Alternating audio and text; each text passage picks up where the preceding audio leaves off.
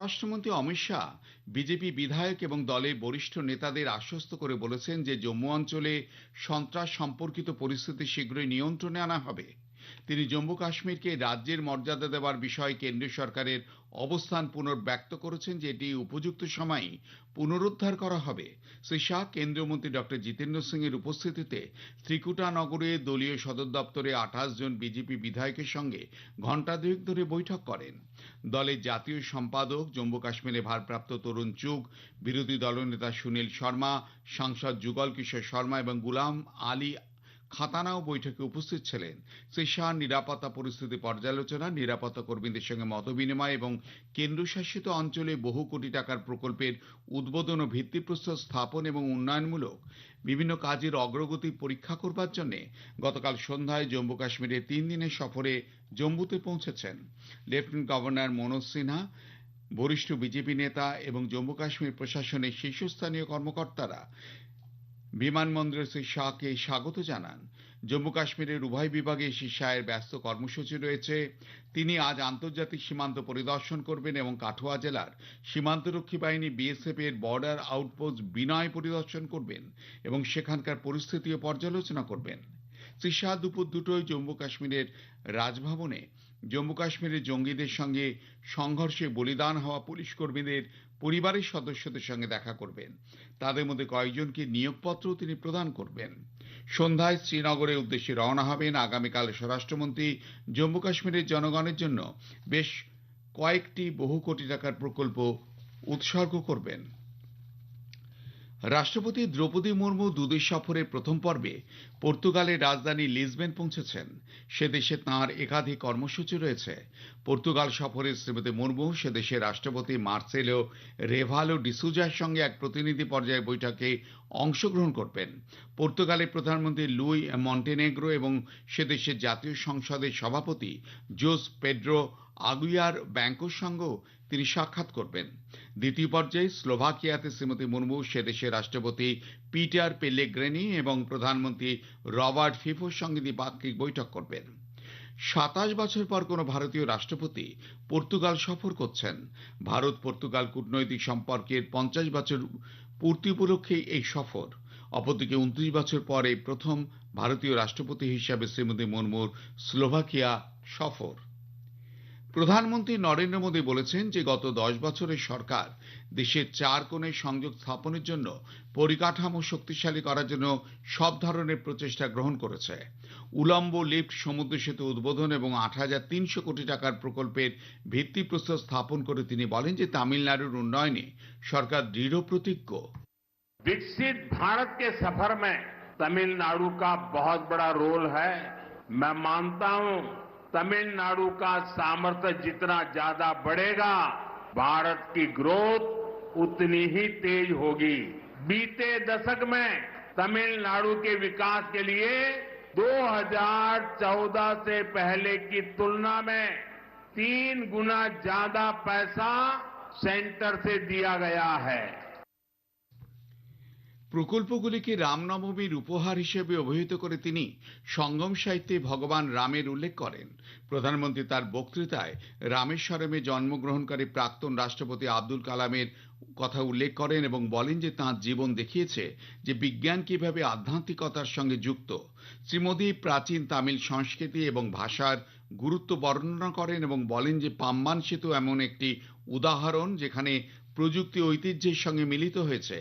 তিনি বলেন যে এই দিনে প্রাচীন রামেশ্বরম মন্দিরে প্রার্থনা করা এবং প্রকল্পটি হস্তান্তর করা একটি মূল্যবান মুহূর্ত।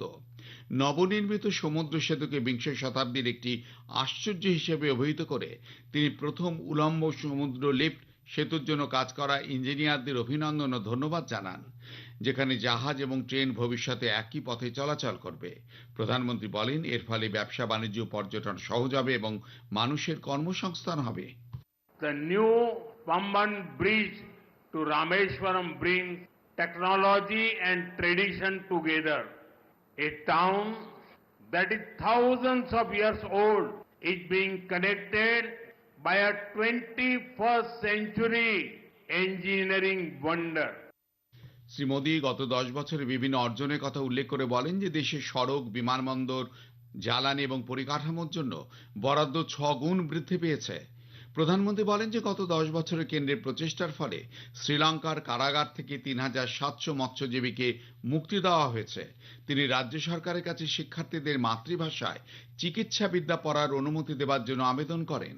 देश भर में कई राज्यों ने मातृभाषा में डॉक्टरी की शिक्षा आरंभ की है। मैं भी तमिलनाडु सरकार से आग्रह करूंगा कि वे तमिल भाषा में डॉक्टरी के कोर्सेज चालू करें ताकि गरीब मां के बेटे बेटी भी डॉक्टर बन सके। খবর শুনছেন আকাশবাণী থেকে। স্বাস্থ্য বিষয়ক নানা প্রচার কর্মসূচির মধ্য দিয়ে বিশ্বজুড়ে আজ পালিত হচ্ছে বিশ্ব স্বাস্থ্য দিবস। নবজাতকের ও মায়ের সুস্বাস্থ্যের বিষয়টিকে সামনে রেখে এবারে বিশ্ব স্বাস্থ্য দিবসের মূল ভাবনা স্বাস্থ্যকর সূচনা, আশাবাদী ভবিষ্যৎ। স্বাস্থ্য সম্পর্কে সচেতনতা প্রসারে বিভিন্ন স্বাস্থ্য সংগঠন, সামাজিক সংগঠন ও সমাজসেবী সংগঠন আজ নানা অনুষ্ঠান ও কর্মসূচির আয়োজন করেছে।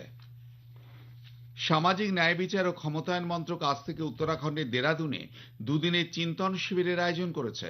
এই শিবিরের মূল লক্ষ্য হল সামাজিক, শিক্ষাগত এবং অর্থনৈতিক ক্ষমতায়নের প্রতিবন্ধকতা করে মোকাবেলা করে একটি ন্যায়সঙ্গত এবং অন্তর্ভুক্তিমূলক সমাজ গঠনের মন্ত্রককে লক্ষ্যে এগিয়ে যাওয়া।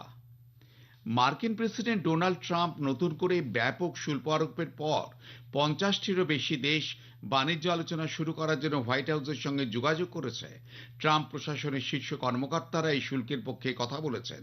যদিও গত সপ্তাহে মার্কিন শেয়ার বাজারে প্রায় $6 ট্রিলিয়ন মূল্য হ্রাস পেয়েছে। ট্রেজারি সেক্রেটারি স্কট বেসেন্ট সংবাদ মাধ্যমে বলেছেন যে গত বুধবারের ঘোষণার পর থেকে 50টিরও বেশি দেশ মার্কিন যুক্তরাষ্ট্রের সঙ্গে আলোচনা শুরু করেছে।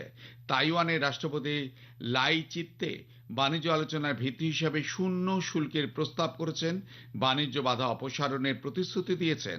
তাইওয়ানের কোম্পানিগুলি দ্বারা মার্কিন বিনিয়োগ বৃদ্ধিরও প্রতিশ্রুতি দিয়েছেন।